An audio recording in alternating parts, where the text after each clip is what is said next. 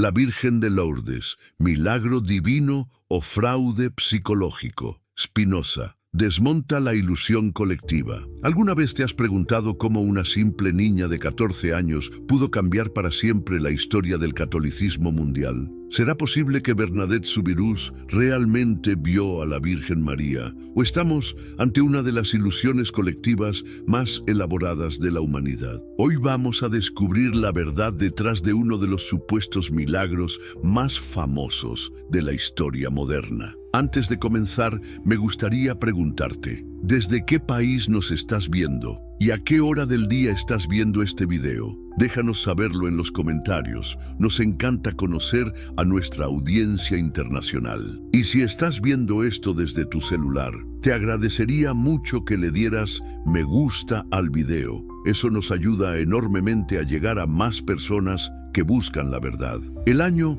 es 1858. Francia se encuentra sumida en una profunda crisis social y política. Las heridas de la Revolución Francesa aún no han cicatrizado completamente, y la Iglesia Católica, que había perdido gran parte de su poder e influencia, busca desesperadamente recuperar su posición dominante en la sociedad francesa. Es en este contexto de incertidumbre y búsqueda de identidad que surge el fenómeno de Lourdes. Pero antes de adentrarnos en los detalles de esta extraordinaria historia, permíteme hacerte una pregunta que cambiará tu perspectiva para siempre. ¿Qué pasaría si te dijera que todo lo que creías saber sobre los milagros de Lourdes está fundamentado en una comprensión errónea de la psicología humana y los mecanismos sociales de la época? El pequeño pueblo de Lourdes, ubicado en los Pirineos franceses, era en 1858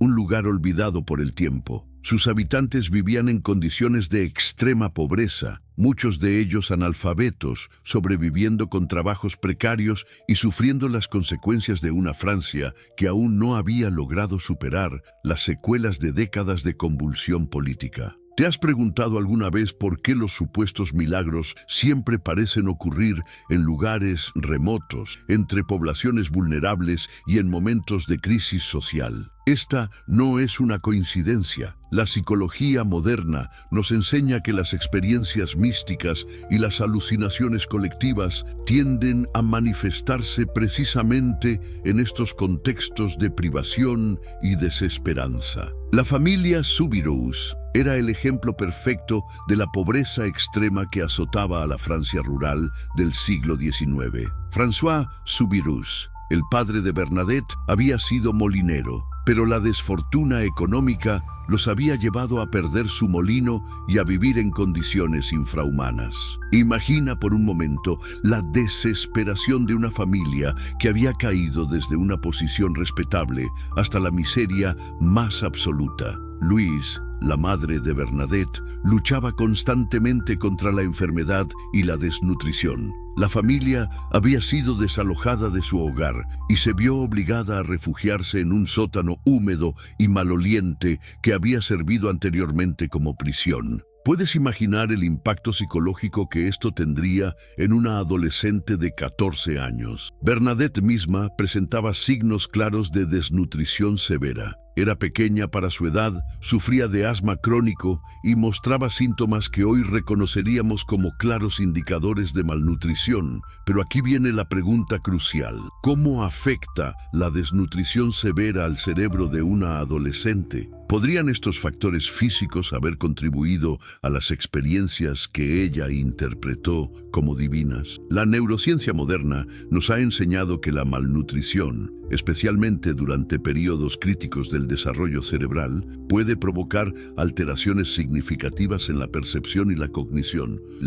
La falta de nutrientes esenciales puede causar alucinaciones visuales y auditivas, estados de conciencia alterados y una mayor susceptibilidad a la sugestión. Pero la desnutrición no era el único factor que hacía a Bernadette vulnerable. Su educación había sido extremadamente limitada. A los 14 años apenas sabía leer y escribir, y su conocimiento del mundo exterior era mínimo. ¿Te has preguntado cómo esto podría haber influido en la forma en que interpretó sus experiencias? El 11 de febrero de 1858, Bernadette salió con su hermana menor y una amiga a recoger leña cerca del río Gabe. Según su propio relato, mientras intentaba cruzar el río, escuchó un ruido como el de un vendaval, pero las hojas de los árboles permanecían inmóviles. Fue entonces cuando afirmó haber visto a una dama vestida de blanco en una gruta. Analicemos este momento con la perspectiva que nos ofrece la ciencia moderna. Bernadette estaba sola, separada de sus compañeras, en un estado de nerviosismo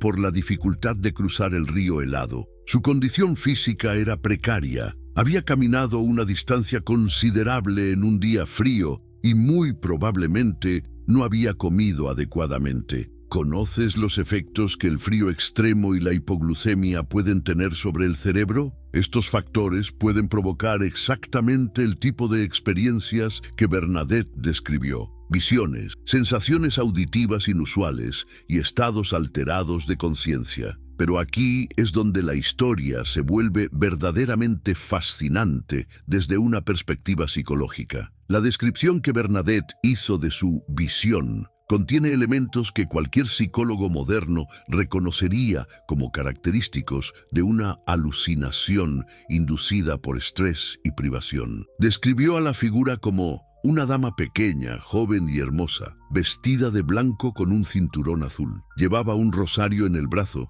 y tenía rosas doradas en los pies. ¿No te parece curioso que esta descripción corresponda exactamente con las imágenes de la Virgen María que Bernadette habría visto en la iglesia local? Aquí entra en juego un concepto fundamental de la psicología: la pareidolia. Es la tendencia del cerebro humano a interpretar estímulos ambiguos como formas reconocibles, especialmente rostros o figuras humanas. En condiciones de estrés, malnutrición y alteración de la conciencia, esta tendencia se amplifica dramáticamente.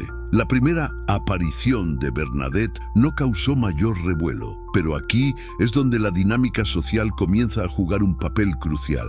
Cuando Bernadette contó su experiencia, la reacción de su familia fue de escepticismo e incluso enojo. Su madre la regañó y le prohibió regresar al lugar. ¿Por qué entonces Bernadette insistió en volver? La psicología nos ofrece varias explicaciones. Para una adolescente que vivía en condiciones de extrema pobreza y marginalización social, esta experiencia representaba algo único: atención, importancia, un escape de la realidad insoportable de su vida cotidiana. El 14 de febrero, Bernadette regresó a la gruta, acompañada esta vez por otras niñas. Según su relato, la dama apareció nuevamente, pero esta vez Bernadette cayó en una especie de trance. Las otras niñas, asustadas, corrieron a buscar ayuda. Este detalle es crucial. El comportamiento de Bernadette comenzó a mostrar características que hoy reconoceríamos como síntomas de trastornos disociativos. Los trances,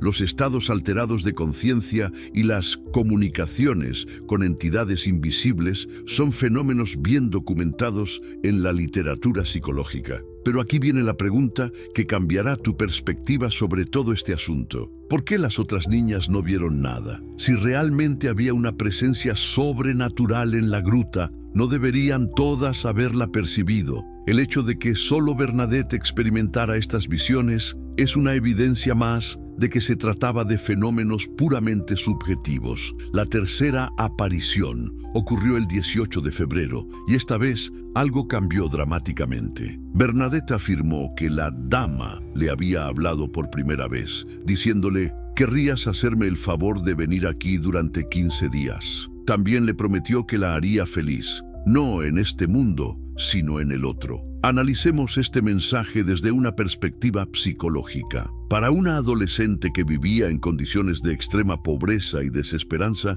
¿qué podría ser más atractivo que la promesa de felicidad eterna? Este mensaje responde perfectamente a las necesidades psicológicas más profundas de Bernadette. La noticia de las apariciones comenzó a extenderse por el pueblo. Aquí es donde entra en juego la psicología de masas. Las comunidades rurales del siglo XIX, especialmente en tiempos de crisis, eran extremadamente susceptibles a los fenómenos de contagio psíquico. Te ¿Te has preguntado alguna vez por qué los rumores y las creencias se extienden tan rápidamente en comunidades pequeñas y aisladas? La respuesta está en la psicología social. Cuando las personas viven en condiciones de incertidumbre y privación, tienden a aferrarse a cualquier cosa que les ofrezca esperanza o sentido. El 25 de febrero ocurrió lo que muchos consideran el evento más milagroso de toda la serie de apariciones.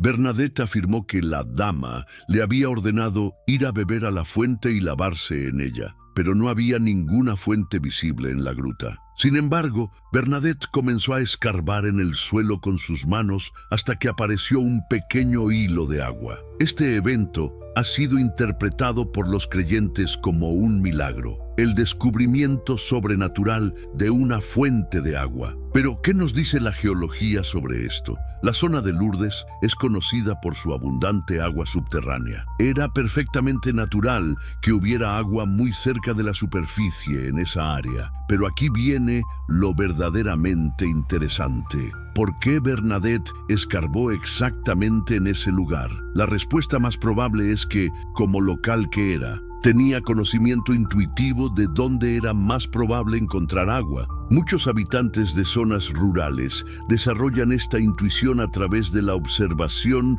de la vegetación, la topografía y otros indicadores naturales. El agua que encontró Bernadette era, inicialmente, turbia y sucia, pero pronto comenzó a correr más limpia, y los primeros visitantes empezaron a atribuirle propiedades curativas. ¿Te has preguntado cómo una fuente de agua común puede transformarse en agua milagrosa en la mente de las personas? La respuesta está en el poder de la sugestión y el efecto placebo. Cuando las personas creen firmemente que algo les va a hacer bien, su cuerpo puede responder de manera positiva, incluso si el tratamiento en sí mismo no tiene propiedades curativas reales. A medida que las apariciones continuaban, las multitudes que acudían a la gruta crecían exponencialmente. El 4 de marzo, se estimaba que había más de 1000 personas presentes. ¿Puedes imaginar el impacto psicológico que esto tuvo en Bernadette? Una adolescente que había pasado toda su vida en la pobreza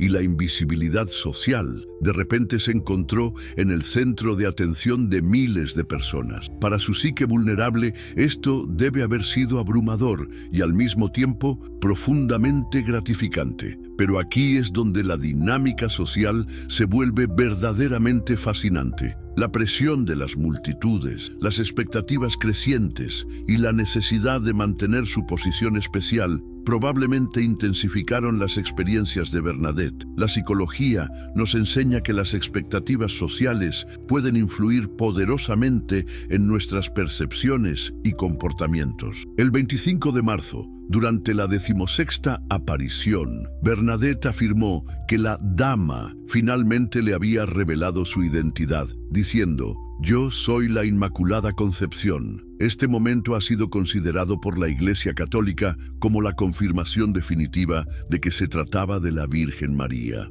Pero analicemos este evento con ojo crítico. La doctrina de la Inmaculada Concepción había sido proclamada como dogma de fe por el Papa Pío IX apenas 4 años antes, en 1854. Aunque Bernadette afirmó no entender el significado de estas palabras, es realmente creíble que una adolescente católica de la época no hubiera escuchado hablar de este nuevo dogma. La información religiosa se transmitía rápidamente en las comunidades católicas, especialmente a través de sermones y conversaciones. Es altamente probable que Bernadette hubiera escuchado esta frase, aunque no comprendiera completamente su significado teológico. Además, debemos considerar el contexto político y religioso de la época. La Iglesia Católica estaba en una batalla constante contra las fuerzas secularizadoras de la sociedad francesa. La aparición de la Virgen María, afirmando ser la Inmaculada Concepción, llegaba en el momento perfecto para reforzar esta nueva doctrina. ¿No te parece demasiado conveniente que la Virgen María apareciera justo para confirmar un dogma que había sido controvertido y necesitaba refuerzo popular? Esta sincronización sugiere más una construcción social que una intervención divina genuina. Las autoridades civiles y religiosas inicialmente mostraron escepticismo hacia las afirmaciones de Bernadette. El comisario de policía, Jacomet, la interrogó varias veces, tratando de encontrar inconsistencias en su historia. Sin embargo, Bernadette se mantuvo firme en su relato. ¿Por qué Bernadette nunca se contradijo? La respuesta puede estar en la psicología de la memoria y la repetición. Cuando una persona repite una historia muchas veces, especialmente una que ha sido intensamente significativa en su vida, esa historia se consolida en la memoria de manera muy sólida, incluso si originalmente se basó en experiencias alucinatorias. El fenómeno de Lourdes también debe entenderse en el contexto de la Francia del Segundo Imperio bajo Napoleón III. El emperador, aunque había llegado al poder a través de un golpe de Estado, buscaba legitimidad y estabilidad, una manifestación religiosa que uniera al pueblo francés y fortaleciera las tradiciones católicas del país podía ser políticamente conveniente. ¿Te has preguntado por qué las autoridades imperiales, después de la investigación inicial, no solo permitieron, sino que implícitamente apoyaron el desarrollo del culto de Lourdes? La respuesta probablemente tiene más que ver con el cálculo político que con la convicción religiosa. La Iglesia Católica, por su parte, se encontraba en una posición delicada. Por un lado, necesitaba ser cautelosa para no aprobar algo que pudiera ser posteriormente desacreditado. Por otro lado, las apariciones de Lourdes ofrecían una oportunidad única para revitalizar la fe popular y fortalecer la autoridad eclesiástica. El proceso de investigación eclesiástica, que duró 4 años, estuvo lejos de ser el riguroso examen científico que se nos presenta a menudo. Los investigadores eran todos clérigos católicos, con un interés institucional evidente en encontrar evidencia de un milagro auténtico. ¿Puedes imaginar lo que habría pasado si la investigación hubiera sido conducida por científicos independientes, psicólogos y médicos sin afiliación religiosa? Es altamente probable que las conclusiones hubieran sido muy diferentes. Uno de los aspectos más fascinantes del caso de Bernadette es cómo su personalidad cambió después de las apariciones. La niña tímida y retraída se convirtió en una figura pública, capaz de mantener conversaciones con autoridades importantes y de defender sus afirmaciones ante audiencias hostiles. Esta transformación puede explicarse a través de la psicología del desarrollo. Las experiencias intensas, especialmente durante la adolescencia, pueden catalizar cambios dramáticos en la personalidad. El hecho de convertirse en el centro de atención internacional probablemente aceleró la maduración psicológica de Bernadette. También debemos considerar el papel de las expectativas sociales. Una vez que Bernadette fue reconocida como vidente, se esperaba que se comportara de cierta manera. La presión social puede ser extraordinariamente poderosa en la modificación del comportamiento, especialmente en adolescentes que buscan aprobación y reconocimiento. Las apariciones de Lourdes no ocurrieron en un vacío cultural. Durante el siglo XIX, Europa experimentó una verdadera epidemia de apariciones marianas. La Salette en 1846, Lourdes en 1858 y más tarde Fátima en 1917, todas siguieron patrones similares. Niños o adolescentes pobres, comunidades rurales en crisis y mensajes que reforzaban la doctrina católica tradicional. ¿No te parece sospechoso que todas estas apariciones siguieran un patrón tan similar?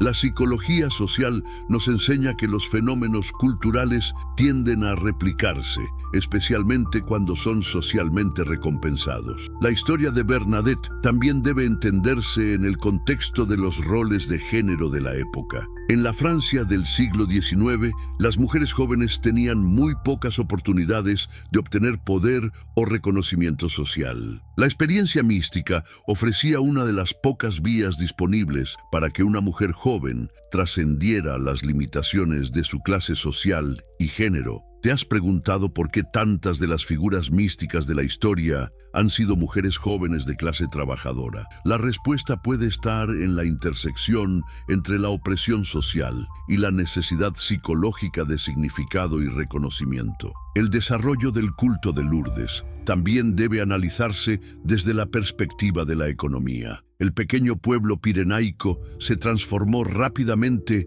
de una comunidad empobrecida en un próspero centro de peregrinación. Los intereses económicos que se crearon alrededor del fenómeno proporcionaron un poderoso incentivo para mantener y promover la narrativa milagrosa. ¿Crees que es una coincidencia que tantos milagros ocurran en lugares que posteriormente se benefician económicamente del turismo religioso? La historia nos muestra que los incentivos económicos pueden ser extraordinariamente poderosos en la construcción y mantenimiento de narrativas religiosas. La propia Bernadette, sin embargo, no se benefició económicamente de su fama. De hecho, se mostró consistentemente reacia a capitalizar sus experiencias. Este aspecto de su carácter ha sido utilizado por los defensores de Lourdes como evidencia de la autenticidad de sus visiones. Pero la psicología nos ofrece una explicación alternativa. Para alguien que había experimentado la fama y la atención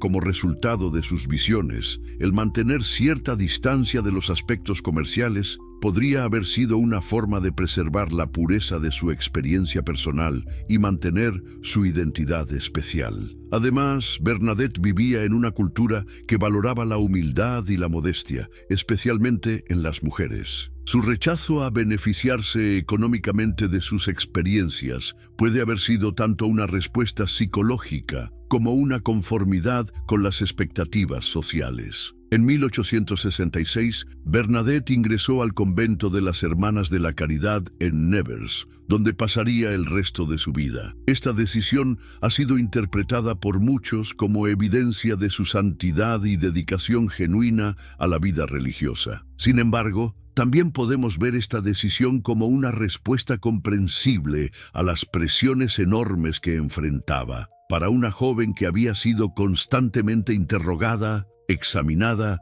y exhibida públicamente, la vida religiosa ofrecía un refugio de privacidad y paz. La vida de Bernadette en el convento estuvo marcada por la enfermedad y el sufrimiento. Sufría de tuberculosis ósea, asma crónica y otros problemas de salud. Murió en 1879, a los 35 años, después de años de enfermedad dolorosa. ¿Te has preguntado alguna vez por qué alguien que supuestamente había sido elegida por la Virgen María tuvo que sufrir tanto? Los creyentes interpretan su sufrimiento como una participación en la pasión de Cristo, pero también podemos verlo como las consecuencias naturales de una vida de privación y malnutrición durante sus años formativos. El análisis científico del agua de Lourdes, realizado múltiples veces a lo largo de los años, ha demostrado consistentemente que no contiene propiedades curativas especiales. Su composición química es similar a la de otras fuentes de agua de la región. ¿Por qué entonces tantas personas afirman haber sido curadas por el agua de Lourdes? La respuesta está en el poder del efecto placebo y la sugestión. Cuando las personas creen firmemente que algo les va a curar, su cuerpo puede responder de manera positiva, incluso si el tratamiento en sí mismo no tiene propiedades curativas. La Iglesia Católica ha reconocido oficialmente 70 curaciones como milagrosas en Lourdes desde 1858. Sin embargo, este número debe ponerse en perspectiva. Millones de personas han visitado Lourdes en estos años. La tasa de milagros es estadísticamente insignificante. Además, muchas de las curaciones reconocidas como milagrosas pueden explicarse por remisiones espontáneas, diagnósticos incorrectos o el efecto placebo. La medicina moderna ha documentado miles de casos de remisiones espontáneas en enfermedades graves, incluyendo cáncer. ¿Te has preguntado por qué los milagros de Lourdes nunca incluyen la regeneración de extremidades amputadas genéticas o la cura de síndrome de Down. Los supuestos milagros siempre involucran condiciones que pueden tener explicaciones médicas naturales. La historia de Lourdes también debe entenderse en el contexto de la lucha entre la ciencia y la religión en el siglo XIX. Las teorías de Darwin, los avances en geología y astronomía y el desarrollo del método científico estaban desafiando las creencias religiosas tradicionales. En este contexto, las apariciones de Lourdes ofrecían una respuesta emocional y reconfortante a las incertidumbres creadas por el progreso científico. Para muchas personas era más fácil creer en milagros que enfrentar las implicaciones de los nuevos descubrimientos científicos. El fenómeno de Lourdes también ilustra la capacidad humana para crear significado y esperanza incluso en las circunstancias más difíciles. La historia de Bernadette resonó con millones de personas porque reflejaba sus propias luchas contra la pobreza, la enfermedad y la desesperanza. No es posible que la verdadera magia de Lourdes no esté en ningún milagro sobrenatural, sino en la capacidad humana de encontrar esperanza y sanación a través de la fe y la comunidad. Esta perspectiva no disminuye la importancia de la experiencia humana, sino que la sitúa en un contexto más comprensible y universal. La persistencia del culto de Lourdes en pleno siglo XXI plantea preguntas fascinantes sobre la naturaleza humana y la necesidad de creer. A pesar de todos los avances científicos y tecnológicos, millones de personas continúan buscando respuestas sobrenaturales a sus problemas más profundos. ¿Qué nos dice esto sobre nosotros como especie? Quizás que la necesidad de esperanza, significado y trascendencia es tan fundamental para la experiencia humana que persiste independientemente de nuestro conocimiento racional del mundo. La historia de Bernadette Soubirous y las apariciones de Lourdes nos enseña varias lecciones importantes. Nos muestra cómo factores psicológicos, sociales y económicos pueden combinarse para crear fenómenos que trascienden las experiencias individuales y se convierten en movimientos culturales masivos. También nos recuerda la importancia del pensamiento crítico y la investigación rigurosa. Cuando examinamos cualquier afirmación extraordinaria, debemos considerar todas las explicaciones posibles, no solo las que confirman nuestras creencias previas. ¿Te has preguntado alguna vez qué habría pasado si Bernadette hubiera tenido acceso a educación, nutrición adecuada y apoyo psicológico durante su adolescencia? ¿Habrían ocurrido las apariciones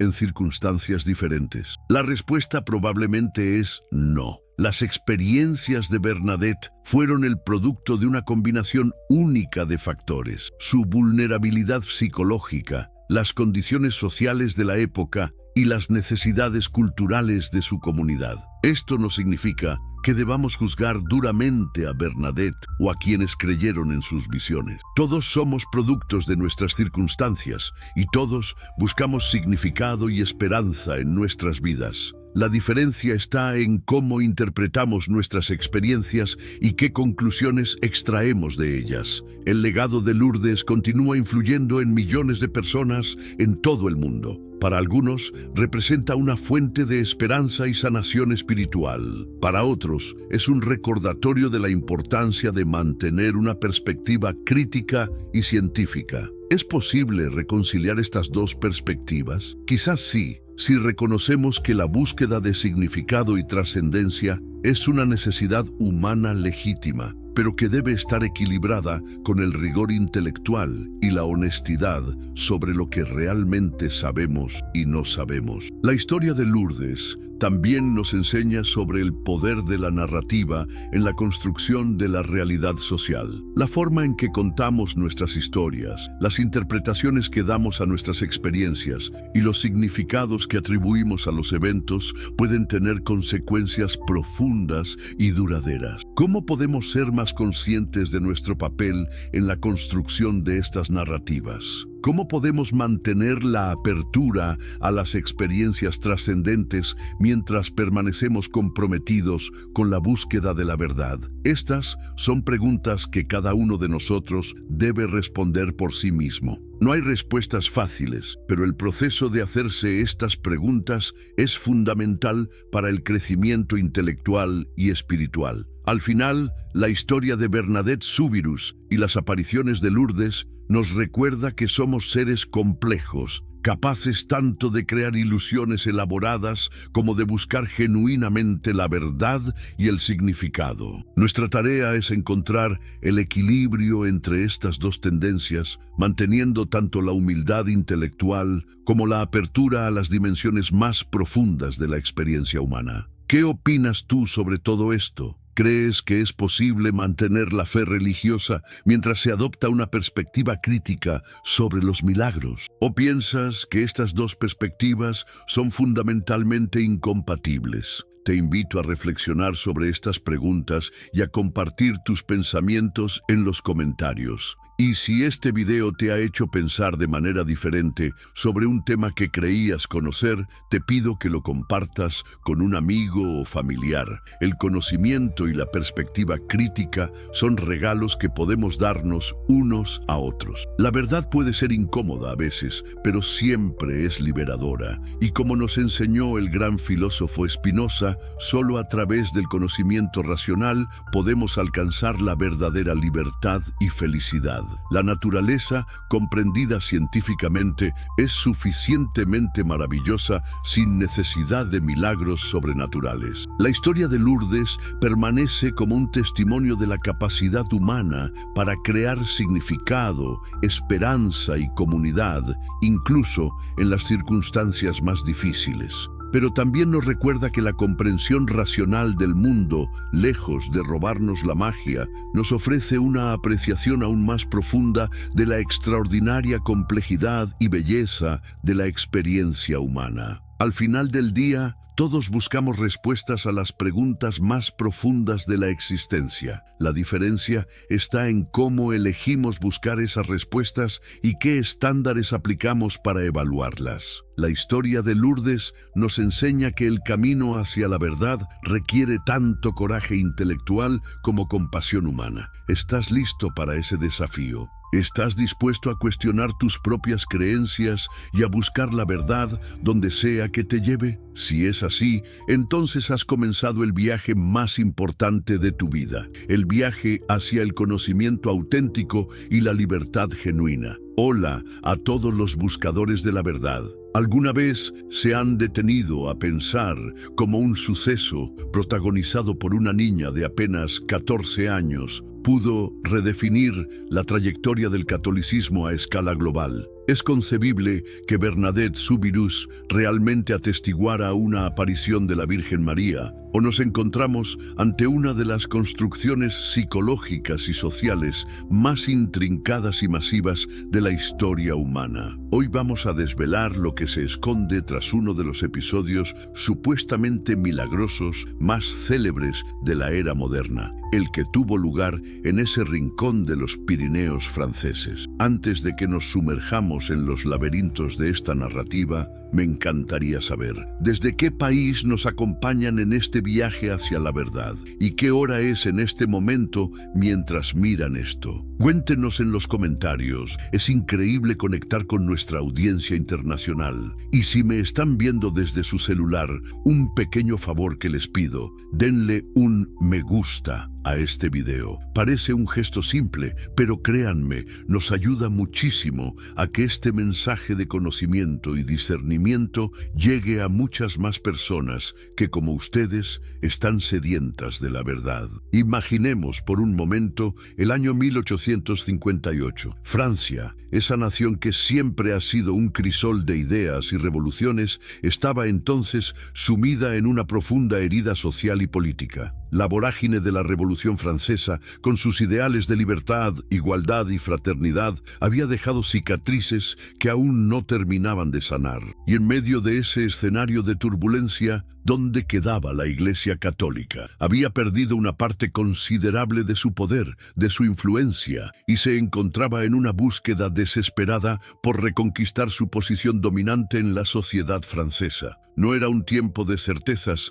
sino de una profunda incertidumbre, de una búsqueda incesante de identidad nacional. Es en este terreno fértil de anhelos y desasosiego donde, casi por arte de magia, surge el extraordinario fenómeno de Lourdes. Pero antes de que nos adentremos en cada detalle, en cada capa de esta fascinante historia, permítanme plantearles una pregunta, una que tiene el poder de transformar radicalmente su perspectiva. ¿Qué pasaría si les dijera que todo lo que han creído saber, cada relato, cada milagro atribuido a Lourdes, está en realidad cimentado en una comprensión, quizás incompleta, quizás distorsionada, de la psicología humana y de los complejos mecanismos sociales que operaban en esa época? ¿Serían capaces de abrir su mente a una nueva interpretación? Retrocedamos aún más, al corazón de ese pequeño pueblo de Lourdes en 1858. Era, sin exagerar,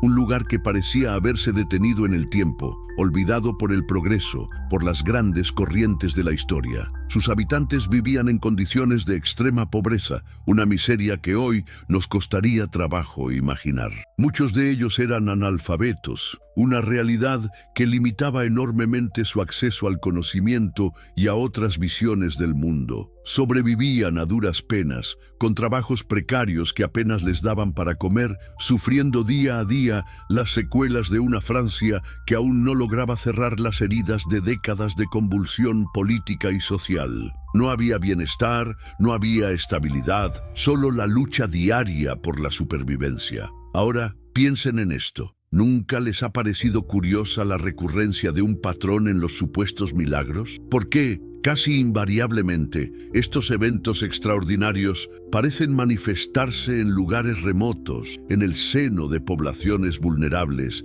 y precisamente en momentos de profunda crisis social? ¿Es esto una simple coincidencia, un capricho del destino? La psicología moderna, con su rigor y sus estudios de la mente humana, nos ofrece una perspectiva diferente. Nos enseña que las experiencias místicas, los trances e incluso las alucinaciones colectivas tienden a surgir, a florecer, precisamente en estos contextos de privación, de desesperanza, donde la mente busca desesperadamente una salida, un consuelo, una explicación a lo inexplicable de su existencia. Y en el epicentro de esta realidad cruda, encontramos a la familia Soubirous, un vivo retrato de la pobreza extrema que azotaba la Francia rural del siglo XIX. François Soubirous, el padre de Bernadette, había sido molinero, una profesión respetable en su momento. Pero la cruel desfortuna económica, la implacable molienda de la vida, los había despojado de su molino, de su sustento, arrojándolos a una existencia en condiciones infrahumanas. Imaginen por un momento, solo por un instante, la desesperación de una familia que había caído desde una posición de cierta dignidad hasta la miseria más absoluta, forzados a vivir de la caridad y de trabajos esporádicos. ¡Qué impacto emocional! ¡Qué huella indeleble! Dejaría esto en cada miembro de la familia. Louise, la madre de Bernadette, era una figura de sufrimiento constante. Luchaba día a día contra la enfermedad, contra la desnutrición, una lucha agotadora que minaba su cuerpo y su espíritu. La familia había sido desalojada de su hogar, de lo poco que les quedaba, y se vieron obligados a refugiarse en un sótano. Pero no un sótano cualquiera, un lugar húmedo, maloliente, que había servido anteriormente como prisión. ¿Pueden siquiera intentar imaginar el impacto psicológico devastador que una realidad así tendría en una adolescente de apenas 14 años, en plena etapa de formación, de descubrimiento del mundo? ¿Cómo se forja una psique en un ambiente de tal opresión? La propia Bernadette no era ajena a este sufrimiento físico. Presentaba signos inequívocos de desnutrición severa. Era notablemente pequeña para su edad. Su cuerpo no había podido desarrollarse plenamente debido a la falta de alimento. padecía de asma crónico, una enfermedad respiratoria que le dificultaba cada aliento, cada movimiento, y mostraba síntomas que hoy, con la ciencia moderna, reconoceríamos como claros indicadores de malnutrición. Pero aquí radica una de las preguntas más cruciales, la que puede desvelar gran parte de este enigma. ¿Cómo afecta la desnutrición severa al cerebro, al órgano central de la percepción, de la cognición, de la conciencia, en una adolescente en pleno desarrollo? ¿Es posible que estos factores físicos, tan brutalmente presentes en su vida, hayan contribuido de manera directa a las experiencias que ella, en su inocencia y su contexto, interpretó como divinas, como provenientes de otro plano? La neurociencia moderna, con sus avances vertiginosos, nos ha enseñado verdades fundamentales sobre el funcionamiento del cerebro. Sabemos ahora que la malnutrición, especialmente durante los periodos críticos del desarrollo cerebral, puede provocar alteraciones significativas en la percepción y la cognición. La simple falta de nutrientes esenciales, de esos componentes básicos que el cerebro necesita para operar correctamente, puede ser la causa de alucinaciones visuales y auditivas, de estados de conciencia alterados, de una mayor susceptibilidad a la sugestión. Es descabellado pensar que el cerebro de Bernadette, afectado por estas carencias, pudo generar experiencias sensoriales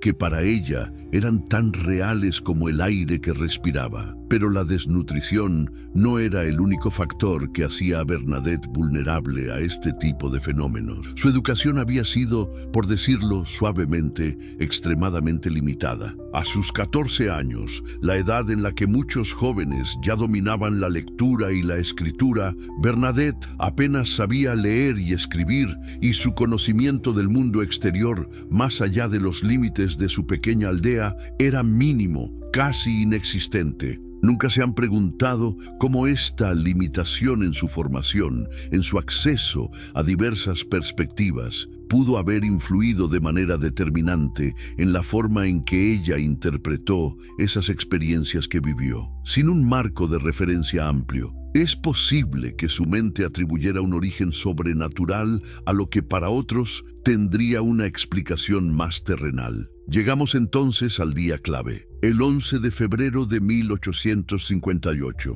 Bernadette salió de su mísero hogar con su hermana menor y una amiga, una salida sencilla para recoger leña cerca del río Gave, una tarea cotidiana en su dura existencia. Según su propio relato, mientras intentaba cruzar el río, un acto que implicaba cierta dificultad y riesgo en un día frío, escuchó un ruido que describió como el de un vendaval, un viento furioso. Pero lo extraño era que las hojas de los árboles a su alrededor permanecían inmóviles, imperturbables. Fue en ese momento cuando afirmó haber visto a una dama vestida de blanco en una pequeña gruta. Ahora desmenucemos este instante, cada elemento, con la perspectiva que nos brinda la ciencia moderna. Bernadette estaba sola, un poco separada de sus compañeras, lo que la exponía a sus propias sensaciones y pensamientos. Se encontraba en un estado de nerviosismo por la dificultad de cruzar el río helado,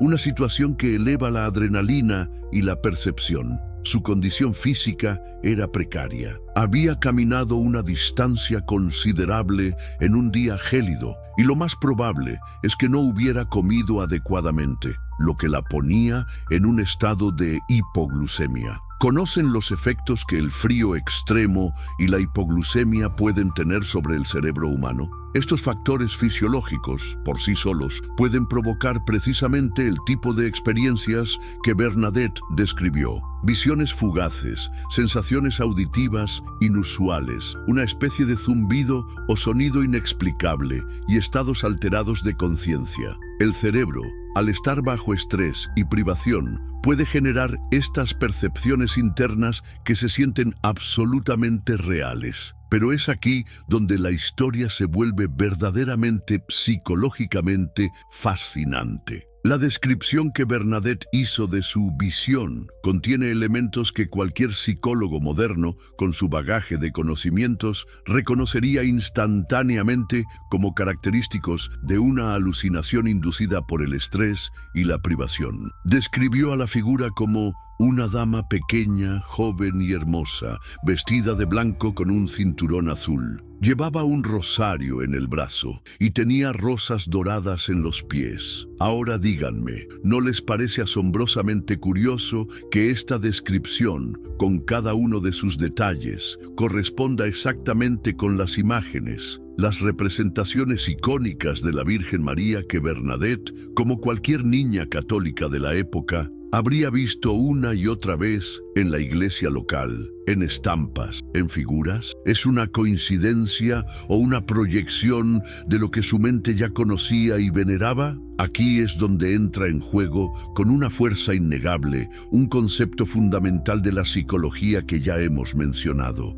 la pareidolia. Es la tendencia inherente del cerebro humano a interpretar estímulos ambiguos, una sombra, una mancha, un sonido indistinto, como formas reconocibles, especialmente rostros o figuras humanas. En condiciones de estrés extremo, de malnutrición crónica y de alteración de la conciencia, esta tendencia no solo existe, sino que se amplifica dramáticamente, llevando al cerebro a ver lo que espera ver, lo que su inconsciente ya tiene preconfigurado. La primera aparición de Bernadette, sorprendentemente, no causó un revuelo inmediato. Pasó casi desapercibida. Pero es justo aquí donde la dinámica social comienza a tejer su intrincada red, a jugar un papel absolutamente crucial en la escalada del fenómeno. Cuando Bernadette, con la inocencia y la convicción de su experiencia, contó lo que había visto, la reacción de su propia familia fue, en un principio,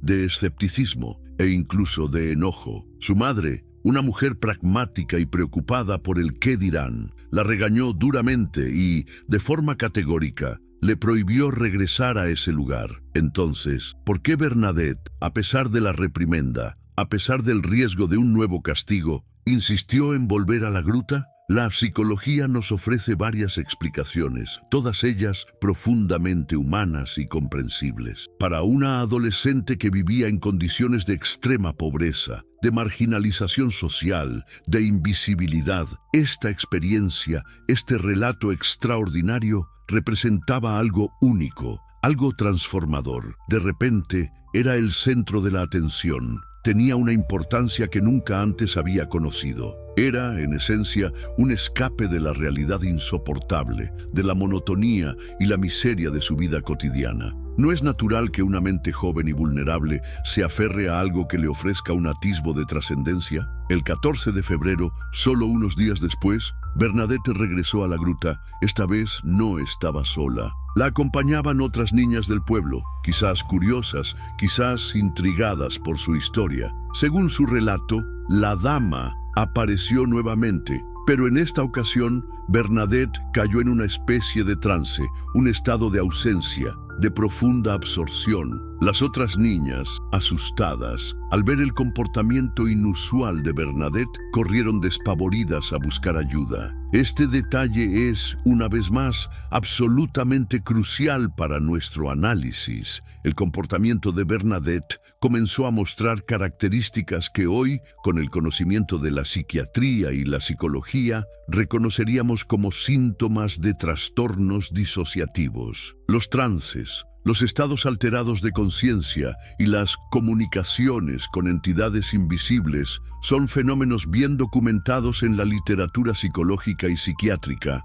a menudo asociados con el estrés severo, el trauma o la búsqueda de una salida a una realidad dolorosa. Pero aquí viene la pregunta que debería cambiar su perspectiva sobre todo este asunto, la que debería resonar con más fuerza. ¿Por qué, si realmente había una presencia sobrenatural, una entidad divina en la gruta, las otras niñas no vieron absolutamente nada? Si fuera un milagro objetivo, una manifestación real, ¿no deberían todas haberla percibido, al menos de alguna manera? El hecho irrefutable de que solo Bernadette experimentara estas visiones es una evidencia más, una pieza fundamental en el rompecabezas de que se trataba de fenómenos puramente subjetivos, generados en la mente de una persona específica, en un contexto específico. La tercera aparición ocurrió el 18 de febrero, y esta vez algo cambió drásticamente, marcando un antes y un después en la narrativa. Bernadette afirmó que la dama finalmente le había hablado por primera vez, pronunciando palabras que quedarían grabadas en la historia. ¿Querrías hacerme el favor de venir aquí durante 15 días? Y de manera aún más significativa, le prometió que la haría feliz, no en este mundo, sino en el otro. Analicemos este mensaje, estas palabras, desde una perspectiva puramente psicológica. Para una adolescente que vivía en condiciones de extrema pobreza, de una desesperanza palpable, con una existencia marcada por la enfermedad y la miseria, ¿qué podría ser más seductor, más atrayente, más anhelado que la promesa de la felicidad eterna? Este mensaje, sin lugar a dudas, respondía de manera perfecta a las necesidades psicológicas más profundas de Bernadette, a su anhelo de escapar de un mundo que le ofrecía tan poco. Era la promesa de un consuelo supremo. La noticia de las apariciones ya no pudo contenerse. Comenzó a extenderse como un reguero de pólvora por todo el pueblo, de boca en boca, de casa en casa. Es aquí donde entra en juego con toda su fuerza la psicología de masas. Las comunidades rurales del siglo XIX, especialmente en tiempos de crisis, de incertidumbre económica y social, eran increíblemente susceptibles a los fenómenos de contagio psíquico. ¿Alguna vez se han preguntado por qué los rumores, las creencias e incluso las histerias colectivas se propagan con una velocidad tan vertiginosa en comunidades pequeñas, aisladas, con pocos canales de información externa? La respuesta reside en la psicología social. Cuando las personas viven en condiciones de incertidumbre, de privación, de una vida sin grandes expectativas, tienden a aferrarse desesperadamente a cualquier cosa que les ofrezca esperanza, un rayo de luz, un sentido de trascendencia o una explicación a su sufrimiento. Las historias de milagros llenan ese vacío. El 25 de febrero se produjo lo que muchos, hasta el día de hoy, consideran el evento más milagroso de toda la serie de apariciones. Bernadette afirmó que la dama le había ordenado ir a beber a la fuente y lavarse en ella. El problema era que no había ninguna fuente visible en la gruta, solo tierra. Sin embargo, con una determinación inusual, Bernadette comenzó a escarbar en el suelo con sus propias manos, hasta que, para asombro de los presentes, apareció un pequeño hilo de agua. Este evento ha sido interpretado por los creyentes como un milagro indudable, el descubrimiento sobrenatural, providencial, de una fuente de agua en un lugar donde no la había. Pero ¿qué nos dice la geología al respecto? La zona de Lourdes, para cualquiera que conozca la geografía local, es conocida por su abundancia de agua subterránea.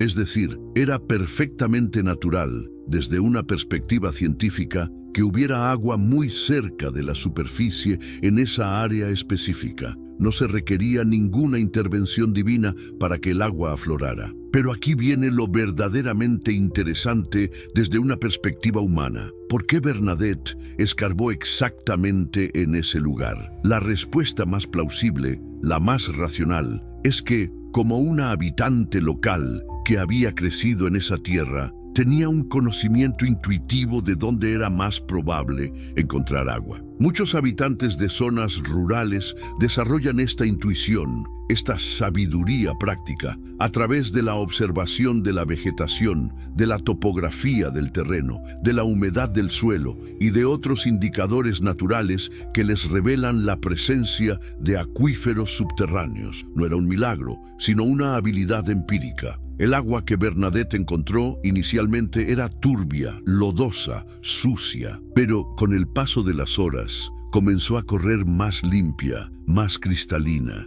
Y fue entonces cuando los primeros visitantes, ávidos de sanación y esperanza, empezaron a atribuirle propiedades curativas. Nunca se han preguntado cómo una fuente de agua común, con una composición química ordinaria, puede transformarse en agua milagrosa en la mente de las personas sin que cambie su naturaleza intrínseca. La respuesta es un poderoso dúo de la psicología humana, el poder de la sugestión y el efecto placebo. Cuando las personas creen firmemente con una fe inquebrantable que algo les va a hacer bien, que les va a curar su propio cuerpo, su propia mente, pueden responder de manera positiva, desatando mecanismos de autosanación, incluso si el tratamiento en sí mismo no posee propiedades curativas reales. Es la mente la que en muchos casos opera el cambio, no el líquido. A medida que las apariciones continuaban, la gruta, ese rincón apartado, se transformó en un imán para las masas. Las multitudes que acudían crecían exponencialmente. El 4 de marzo, apenas unas semanas después de la primera visión, se estimaba que había más de 1000 personas presentes. ¿Pueden siquiera intentar imaginar el impacto psicológico que esto tuvo en Bernadette, en su psique en formación? Una adolescente que había pasado toda su vida en la pobreza más abyecta, en la invisibilidad social, sin que nadie le prestara atención, se encontró de repente en el centro de atención de miles de personas, la protagonista de un drama que trascendía su pequeña existencia. Para su psique vulnerable, esto debió haber sido abrumador, sí, una presión inmensa, pero al mismo tiempo profundamente gratificante, una validación, una afirmación de su existencia. Pero es aquí donde la dinámica social se vuelve verdaderamente fascinante y compleja. La presión de las multitudes, las expectativas crecientes de los peregrinos que buscaban un milagro y la inmensa necesidad de Bernadette de mantener su posición especial como la vidente, todo esto probablemente intensificó sus experiencias, las hizo más vívidas, más reales para ella. La psicología nos enseña que las expectativas sociales, lo que se espera de nosotros, pueden influir poderosamente en nuestras percepciones, en nuestros comportamientos e incluso en nuestras experiencias internas. El 25 de marzo, durante la 16ª aparición, Bernadette afirmó que la dama finalmente le había revelado su identidad, pronunciando las palabras que resuenan hasta hoy en el catolicismo: «Yo soy la Inmaculada Concepción». Este momento ha sido considerado por la Iglesia Católica como la confirmación definitiva de que se trataba de la mismísima Virgen María. Pero, con una mirada crítica, analicemos este evento. La doctrina de la Inmaculada Concepción había sido proclamada como dogma de fe por el Papa Pío IX apenas 4 años antes, en 1854. Aunque Bernadette afirmó no entender el significado teológico de estas palabras, es realmente creíble, desde una perspectiva sociológica, que una adolescente católica de la época, en una comunidad donde la religión era central, no hubiera escuchado hablar de este nuevo dogma, que era tema de sermones y conversaciones. La información religiosa se transmitía con rapidez en las comunidades católicas, especialmente a través de los sacerdotes y la enseñanza oral. Es altamente probable que Bernadette hubiera escuchado esta frase, quizás sin comprender completamente su complejidad teológica, pero sí su existencia y su importancia reciente. Además, debemos considerar el contexto político y religioso de la época. La Iglesia Católica estaba inmersa en una batalla constante contra las fuerzas secularizadoras de la sociedad francesa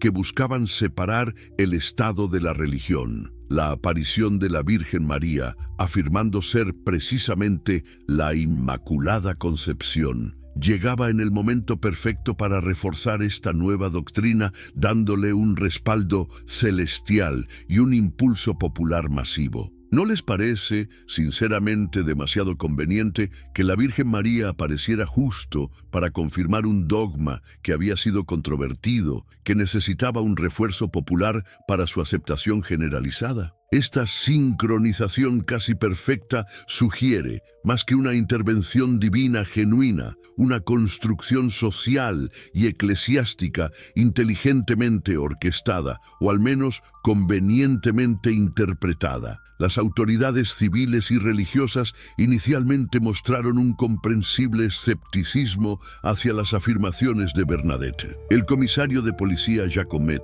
la interrogó varias veces con la intención de encontrar inconsistencias en su relato, fisuras en su historia. Sin embargo, para sorpresa de muchos, Bernadette se mantuvo firme, inquebrantable en su versión.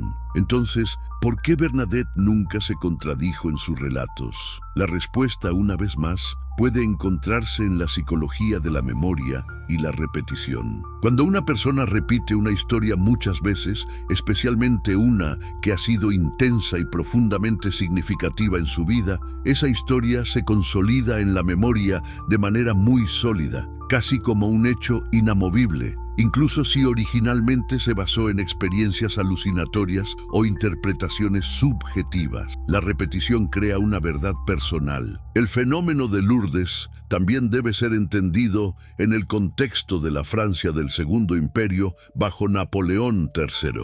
El emperador, aunque había llegado al poder a través de un golpe de Estado, buscaba desesperadamente legitimidad y estabilidad para su régimen. Una manifestación religiosa de esta magnitud que uniera al pueblo francés y fortaleciera las tradiciones católicas del país podía ser políticamente conveniente, una herramienta para consolidar su poder y asegurar la paz social. Nunca se han preguntado por qué las autoridades imperiales, después de una investigación inicial que no halló fraude, no solo permitieron, sino que implícitamente apoyaron el desarrollo del culto de Lourdes. La respuesta, con alta probabilidad, tiene mucho más que ver con el cálculo político y la conveniencia de un fenómeno unificador que con una convicción religiosa profunda de parte de los gobernantes. La Iglesia Católica, por su parte, se encontraba en una posición delicada, en una cuerda floja. Por un lado, necesitaba ser extremadamente cautelosa para no aprobar algo que pudiera ser posteriormente desacreditado, lo que dañaría su autoridad. Pero, por otro lado, las apariciones de Lourdes ofrecían una oportunidad única y de oro para revitalizar la fe popular, para insuflar nueva vida en las creencias de los fieles y para fortalecer la autoridad eclesiástica en un momento crucial. Era un riesgo calculado, pero con una recompensa potencialmente enorme. El proceso de investigación eclesiástica, que se prolongó durante 4 años, estuvo lejos de ser el riguroso examen científico y objetivo que a menudo se nos presenta en las narrativas religiosas. Los investigadores, sin excepción, eran todos clérigos católicos, con un interés institucional evidente en encontrar pruebas que validaran la autenticidad de un milagro. Sus conclusiones, por tanto, deben ser vistas con una lupa crítica. Pueden siquiera imaginar lo que habría sucedido, qué conclusiones se habrían alcanzado si la investigación hubiera sido conducida por científicos independientes, por psicólogos con formación en percepción y cognición, por médicos sin ninguna afiliación religiosa, sin ningún interés en validar un dogma. Es altamente probable que las conclusiones hubieran sido radicalmente diferentes, enfocadas en explicaciones naturales y humanas. Uno de los aspectos más fascinantes del caso de Bernadette, y que a menudo se usa como prueba de lo divino, es cómo su personalidad cambió de manera notable después de las apariciones. La niña tímida, retraída, casi invisible, se transformó en una figura pública con la capacidad de mantener conversaciones con autoridades importantes y de defender sus afirmaciones con firmeza ante audiencias a menudo hostiles y escépticas. Esta transformación, aunque sorprendente, puede explicarse de manera muy clara a través de la psicología del desarrollo. Las experiencias intensas, las que conmocionan la vida, especialmente durante la adolescencia, una etapa de profunda plasticidad, pueden catalizar cambios dramáticos en la personalidad. El hecho de convertirse en el centro de atención internacional, de ser la protagonista de un fenómeno tan grande, probablemente aceleró la maduración psicológica de Bernadette, dándole una confianza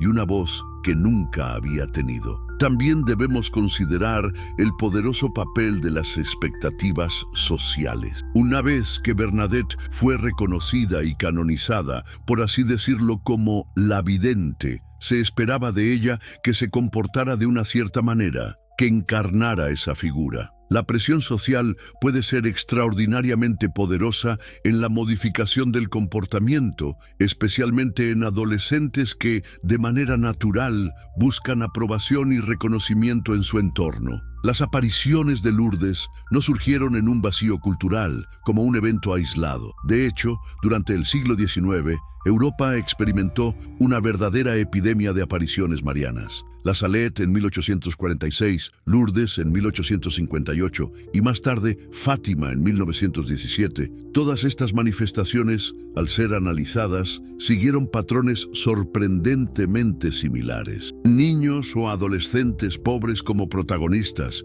comunidades rurales sumidas en la crisis y mensajes que de una u otra forma reforzaban la doctrina católica tradicional y llamaban a la penitencia. Ahora, díganme, ¿no les parece sumamente sospechoso que todas estas apariciones, en diferentes lugares, en diferentes momentos, siguieran un patrón tan idéntico? La psicología social nos enseña con abundante evidencia que los fenómenos culturales, especialmente los que ofrecen esperanza o validación, tienden a replicarse, a copiarse, a manifestarse de formas similares, particularmente cuando son socialmente recompensados con atención, peregrinaciones y poder. La historia de Bernadette también debe ser comprendida en el contexto de los roles de género de la época. En la Francia del siglo XIX, las mujeres jóvenes, especialmente las de clase social baja, tenían muy pocas oportunidades, casi nulas, de obtener poder o reconocimiento social. La experiencia mística, el ser una vidente, ofrecía una de las pocas vías disponibles para que una mujer joven pudiera trascender las limitaciones impuestas por su clase social y su género, para que su voz fuera escuchada, para que su existencia tuviera un significado que fuera más allá de la mera supervivencia. ¿Alguna vez se han preguntado por qué tantas de las figuras místicas más prominentes de la historia, a lo largo de diferentes culturas, han sido mujeres jóvenes de clase trabajadora? La respuesta, si la buscamos con honestidad, podría estar en la profunda intersección entre la opresión social a la que estaban sometidas y la necesidad psicológica intrínseca de significado y reconocimiento, una vía para escapar de su destino preestablecido. El desarrollo del culto de Lourdes también debe ser analizado desde una perspectiva ineludible: la economía. El pequeño pueblo pirenaico, de ser una comunidad empobrecida y olvidada, se transformó rápidamente en un próspero centro de peregrinación, atrayendo a miles de personas de todas las clases sociales. Los intereses económicos que se crearon alrededor de este fenómeno, negocios, hospedajes, venta de recuerdos religiosos, ofrendas, proporcionaron un poderoso incentivo para mantener y promover la narrativa milagrosa. El milagro se convirtió en una industria. ¿Creen ustedes que es una mera coincidencia que tantos milagros ocurran precisamente en lugares que, de una forma u otra, posteriormente se benefician económicamente de un floreciente turismo religioso? La historia, si la observamos sin velos, nos muestra una y otra vez que los incentivos económicos pueden ser extraordinariamente poderosos en la construcción y el mantenimiento de narrativas religiosas, transformando la fe en un motor de prosperidad material. La propia Bernadette, sin embargo, es un caso aparte en este aspecto. Ella, a diferencia de muchos que buscan explotar tales fenómenos, no se benefició económicamente de su fama. De hecho, se mostró consistentemente reacia a capitalizar sus experiencias, a lucrar con ellas. Este aspecto de su carácter, su aparente desinterés material, ha sido utilizado por los defensores de Lourdes como una de las pruebas más sólidas de la autenticidad de sus visiones. Pero la psicología, de nuevo, nos ofrece una explicación alternativa, una que no requiere lo sobrenatural. Para alguien que había experimentado la fama, la atención y el ser el centro de un fenómeno tan masivo como resultado de sus visiones, el mantener una cierta distancia de los aspectos comerciales podría haber sido una forma de preservar la pureza de su experiencia personal, de mantener su identidad especial, no contaminada por el dinero. Además, Bernadette vivía en una cultura que valoraba profundamente la humildad y la modestia, especialmente en las mujeres. Su rechazo a beneficiarse económicamente de sus experiencias puede haber sido tanto una respuesta psicológica para proteger su mundo interior, como una conformidad con las expectativas sociales de la época sobre cómo debía comportarse una santa o una vidente. En 1866, Bernadette tomó una decisión trascendental. Ingresó al convento de las Hermanas de la Caridad en Nevers, donde pasaría el resto de su vida, alejada del ojo público y de la vorágine de Lourdes.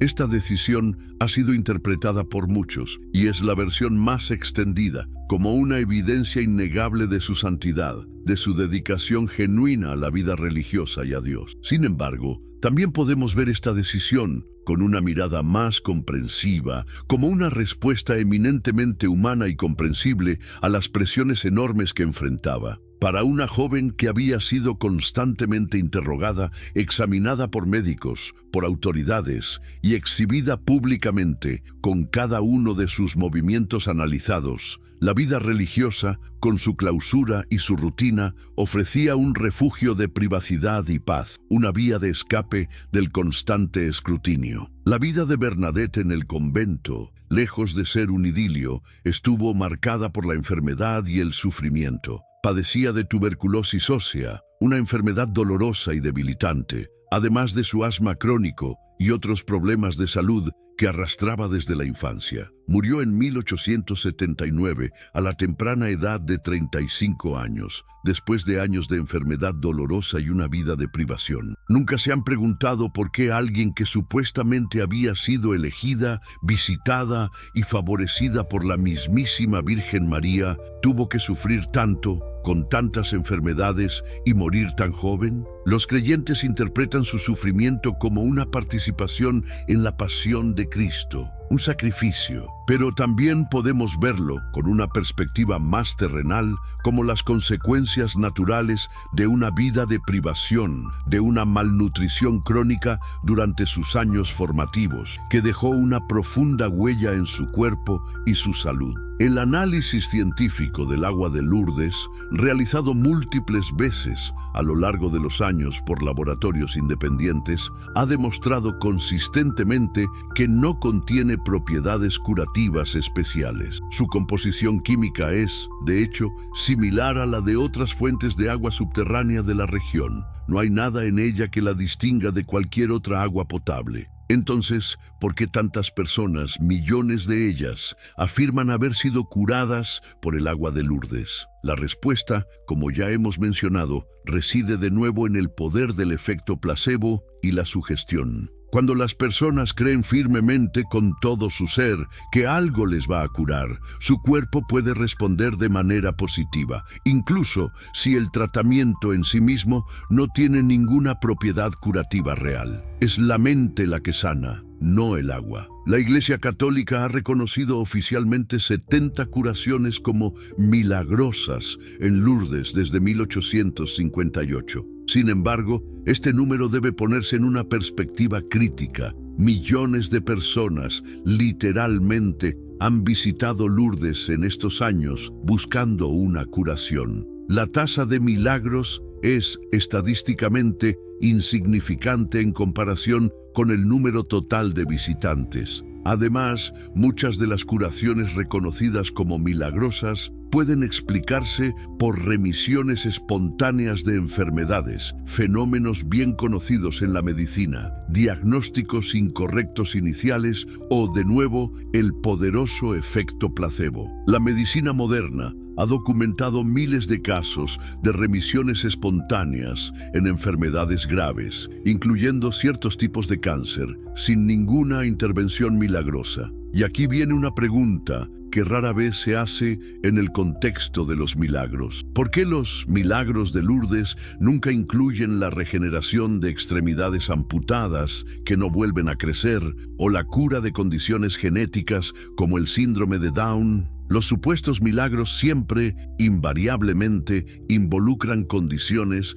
que pueden tener explicaciones médicas naturales, aunque raras, o que pueden ser influenciadas por la mente y el efecto placebo. Esto es un patrón innegable. La historia de Lourdes también debe entenderse en el contexto de la lucha ideológica entre la ciencia y la religión en el siglo XIX. Las revolucionarias teorías de Darwin sobre la evolución, los avances en geología que revelaban la antigüedad de la Tierra, las nuevas perspectivas de la astronomía que desvelaban la inmensidad del universo y el imparable desarrollo del método científico estaban desafiando y en muchos casos desmantelando las creencias religiosas tradicionales. En este contexto de profunda incertidumbre científica, las apariciones de Lourdes ofrecían una respuesta emocional y reconfortante a las dudas e incertidumbres creadas por el progreso científico. Para muchas personas, era más fácil, más tranquilizador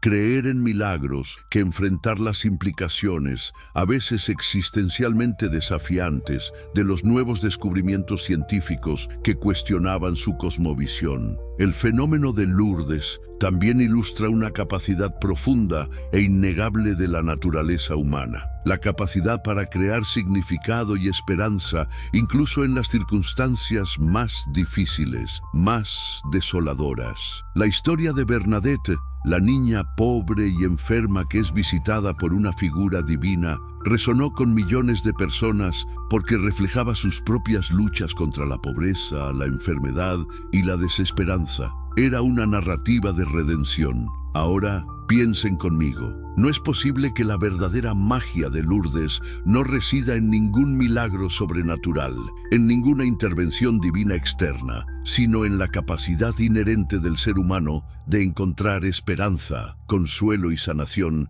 a través de la fe en sí mismo, en la comunidad y en la fuerza de la creencia. Esta perspectiva, lejos de disminuir la importancia de la experiencia humana, la sitúa en un contexto mucho más comprensible, más universal y más profundo en su esencia. La persistencia del culto de Lourdes, incluso en pleno siglo XXI, una era de avances científicos y tecnológicos sin precedentes, plantea preguntas fascinantes sobre la naturaleza humana y nuestra inquebrantable necesidad de creer, de encontrar respuestas. A pesar de todo lo que sabemos, de toda la evidencia, millones de personas continúan buscando respuestas sobrenaturales a sus problemas más profundos, a sus sufrimientos, a sus anhelos. ¿Qué nos dice esto sobre nosotros como especie? Quizás nos dice que la necesidad de esperanza, de significado, de trascendencia, de sentirnos parte de algo más grande, es tan fundamental para la experiencia humana que persiste independientemente de nuestro conocimiento racional del mundo. Es una parte intrínseca de nuestra psicología. La historia de Bernadette Soubirous y las apariciones de Lourdes nos enseña varias lecciones cruciales e interconectadas. Nos muestra con una claridad meridiana cómo factores psicológicos, sociales y económicos pueden combinarse, entrelazarse, para crear fenómenos que trascienden las experiencias individuales y se transforman en movimientos culturales masivos, capaces de influir en la vida de millones. También nos recuerda la importancia insustituible del pensamiento crítico y de la investigación rigurosa, de no dar nada por sentado. Cuando examinamos cualquier afirmación extraordinaria, cualquier relato que desafía lo conocido, debemos considerar todas las explicaciones posibles, no solo aquellas que cómodamente confirman nuestras creencias previas, sino también las que nos incomodan. Permítanme una última pregunta para reflexionar. ¿Alguna vez se han preguntado qué habría sucedido si Bernadette hubiera tenido acceso a una educación adecuada, a una nutrición óptima y a un apoyo psicológico en lugar de estar en un estado de privación durante su adolescencia, ¿habrían ocurrido las apariciones en circunstancias tan diferentes? La respuesta más probable, si somos honestos, es que no. Las experiencias de Bernadette fueron el producto de una combinación única y trágica de factores: su profunda vulnerabilidad psicológica y física, las condiciones sociales y económicas opresivas de la época y las necesidades culturales y espirituales de su comunidad. Si uno de estos factores hubiera cambiado, la historia quizás nunca habría existido. Esto no significa de ninguna manera que debamos juzgar duramente a Bernadette o a quienes, con fe genuina, creyeron en sus visiones. Todos somos, en última instancia, productos de nuestras circunstancias, de nuestro tiempo, de nuestro contexto. Y todos, sin excepción, buscamos significado y esperanza en nuestras vidas. La diferencia fundamental radica en cómo interpretamos nuestras experiencias y qué conclusiones, basadas en la evidencia y la razón, extraemos de ellas. El legado de Lourdes, con su complejidad, continúa influyendo en millones de personas en todo el mundo. Para algunos, representa una fuente inagotable de esperanza, de consuelo, de sanación espiritual. Para otros, y es una perspectiva igualmente válida, es un poderoso recordatorio de la importancia de mantener una perspectiva crítica y científica ante lo extraordinario. ¿Es posible reconciliar estas dos perspectivas aparentemente opuestas? Quizás sí, si reconocemos que la búsqueda de significado y trascendencia es una necesidad humana legítima, profunda, pero que debe estar equilibrada con el rigor intelectual y la honestidad sobre lo que realmente sabemos, y con igual humildad lo que no sabemos. La historia de Lourdes también nos enseña sobre el inmenso poder de la narrativa en la construcción de la realidad social. La forma en que contamos nuestras historias, las interpretaciones que damos a nuestras experiencias y los significados que atribuimos a los eventos pueden tener consecuencias profundas, duraderas y transformadoras para comunidades enteras. ¿Cómo podemos ser más conscientes de nuestro papel en la construcción de estas narrativas? ¿Cómo podemos mantener la apertura a las experiencias trascendentes, a la belleza del arte, de la naturaleza, del amor, mientras permanecemos comprometidos con la búsqueda de la verdad basada en la evidencia? Estas son preguntas fundamentales que cada uno de nosotros, en su propio viaje vital, debe responder por sí mismo. No hay respuestas fáciles, no hay atajos, pero el mero proceso de hacerse estas preguntas, de debatirlas internamente y con otros, es fundamental para el crecimiento intelectual y espiritual auténtico. Al final, la historia de Bernadette Soubirous y las apariciones de Lourdes nos recuerda que somos seres increíblemente complejos, capaces tanto de crear ilusiones elaboradas y reconfortantes, como de buscar genuinamente la verdad, el significado y la conexión. Nuestra tarea, como seres racionales y emocionales, es encontrar el equilibrio delicado entre estas dos tendencias, manteniendo tanto la humildad intelectual para aceptar lo que la ciencia nos muestra, como la apertura a las dimensiones más profundas y misteriosas de la experiencia humana, sin necesidad de atribuirles causas sobrenaturales. Ahora, después de este viaje, ¿qué piensan ustedes sobre todo esto? ¿Creen que es posible mantener la fe religiosa, la espiritualidad, mientras se adopta una perspectiva crítica y científica sobre los milagros y las apariciones? ¿O consideran que estas dos perspectivas son fundamentalmente incompatibles, que una excluye a la otra? Les invito de corazón a reflexionar sobre estas preguntas y a compartir sus pensamientos en los comentarios. Sus opiniones son valiosas y enriquecen la conversación. Y si este video, si esta exploración les ha hecho pensar de manera diferente sobre un tema que quizás creían conocer a fondo, les pido un último favor: compártanlo con un amigo o familiar. El conocimiento y la perspectiva crítica son regalos invaluables que podemos ofrecernos unos a otros, abriendo mentes y fomentando la comprensión. La verdad a veces puede ser incómoda, puede desafiar nuestras zonas de confort, pero siempre, sin excepción, es liberadora. Y como nos enseñó el gran filósofo Baruch Spinoza, solo a través del conocimiento racional del mundo, de la comprensión de sus leyes naturales, podemos alcanzar la verdadera libertad y la felicidad genuina. La naturaleza comprendida científicamente en toda su asombrosa complejidad y sus fenómenos es lo suficientemente maravillosa, lo suficientemente inspiradora, sin necesidad de recurrir a milagros sobrenaturales para explicarla. La historia de Lourdes permanece como un testimonio poderoso de la capacidad humana para crear significado, esperanza y comunidad, incluso en las circunstancias más difíciles y desoladoras. Pero también, y esto es crucial, nos recuerda que la comprensión racional del mundo,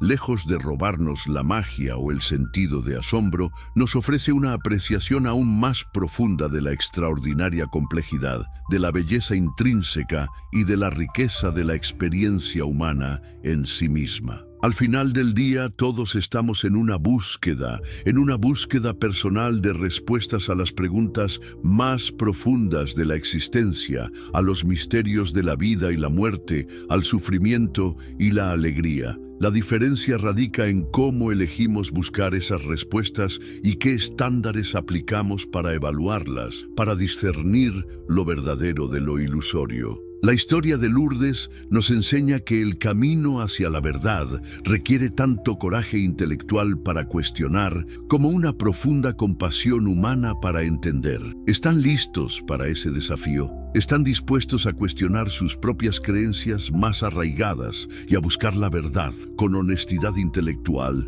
a donde quiera que los lleve? Si es así, entonces déjenme decirles que han comenzado el viaje más importante de su vida, el viaje hacia el conocimiento auténtico y la libertad genuina.